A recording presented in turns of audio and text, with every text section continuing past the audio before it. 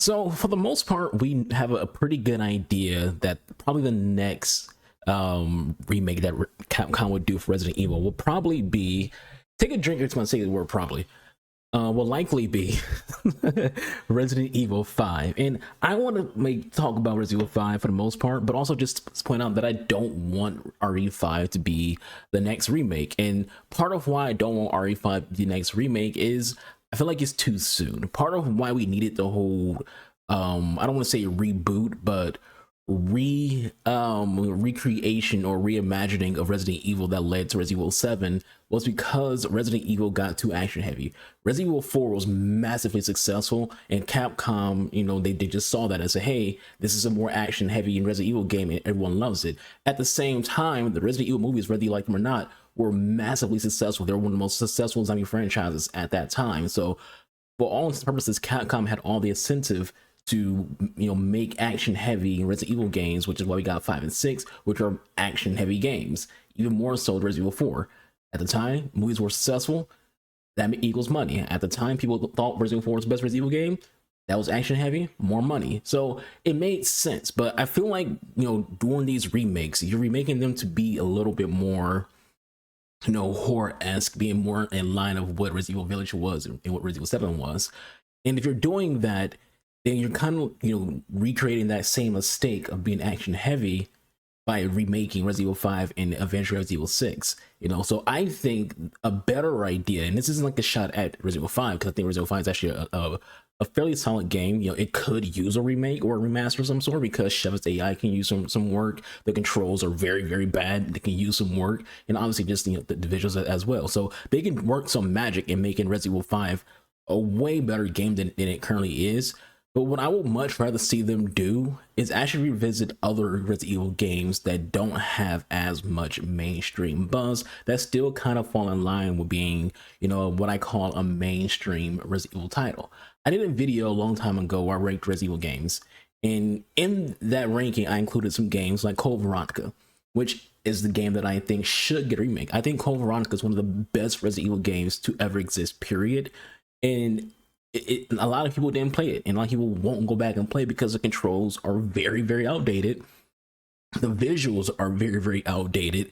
So this is where remakes become a good thing. The best way to do a remake is always picking a game that is generally well received, but most people won't touch it in 2023 because of how old it is. It's better to remake older games than newer games. RE5 and RE6 are newer games compared to Code Veronica and a few other games from Resident Evil Pantheon.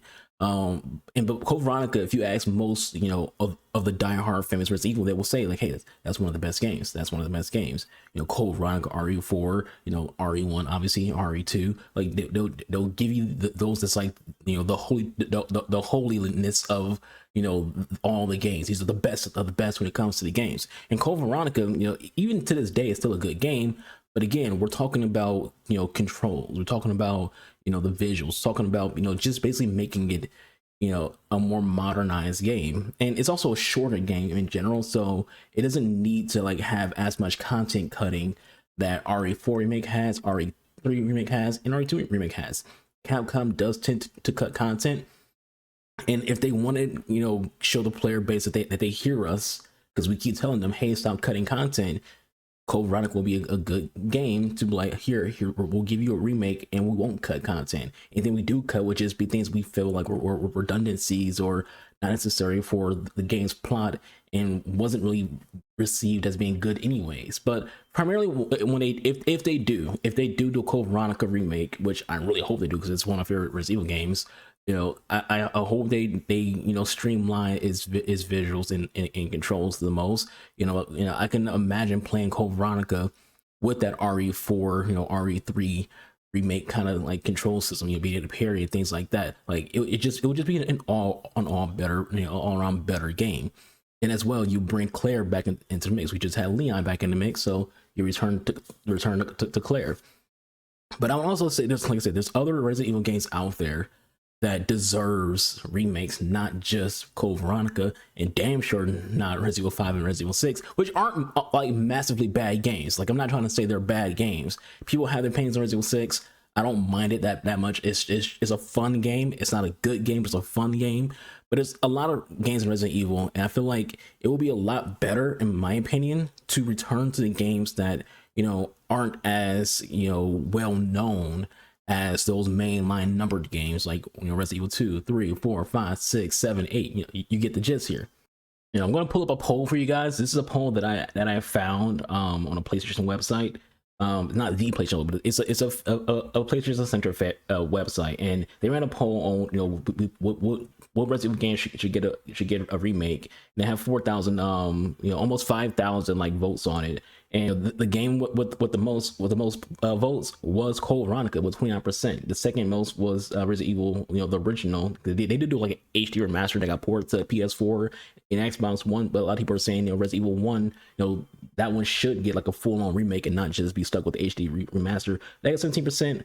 Then at 14% Resident Evil 5. So that's like, I would say like the top three when it comes to that. You can see the rest when it comes to like Zero and Outbreak. Revelations, you know, got the least amount, which, you know, I gotta say that Revelations, you know, they're not. I think I would much rather see Revelation 1 and 2 get a remaster, I mean get a remake, than I would want to see Resident Evil 6, to be honest with you. But if I was, you know, Capcom, and I want to like just be, you know, with the fan base, I do Code Veronica first, then I probably do Resident Evil 5, and then I do Resident Evil 1, and then 6. That's what I would do personally. Before we wrap this video up, I do want to say there is one more Resident Evil game that I think deserves a remake. Not as much as Code Veronica, not as much as the first game, but, you know, it's there, and that's Resident Evil Operation Raccoon City. One of the most popular characters in Resident Evil lore, Resident Evil mythos, is the character Hunk. You know, you can go around and you'll see like a lot of videos about Hunk and the idea of who Hunk is, things like that. When it comes to like his actual identity and things like that. I think there's like actually there's like an image of him without his helmet on. But Hunk is this you know, kind of mysterious character in Resident Evil who's not like one of the main characters. He's not Leon, he's not Claire or Jill or, you know, Chris, anyone like that. He's no one who is of that significance when it comes to popularity in Resident Evil, but he kind of has a cult following. Resident Evil Operation Raccoon City is viewed as probably the worst Resident Evil game, but the idea of it was actually pretty good, and I feel like it would be a cool thing to revisit that, you know, make the game a better game, and you are also giving players, the gamers, you know, that cult following character in Hunk, and also just something different. You know, part of what made Resident Evil 7, you know, so well received and you know, so interesting for the player base was it was a different person. It wasn't Chris, it wasn't Jill, it wasn't Claire, it wasn't Leon, it was Ethan Winters. Who the hell is Ethan Winters? So there's that intrigue. And again, people do know who Hunk is for the most part, but he's not a mainstream character. So it will be people who are intrigued on, okay, who is this Hunk person? What is this game? You know, because a lot of people didn't play Raccoon City. You know, just like how not as many people play Code Veronica, but they should. It should remake of it.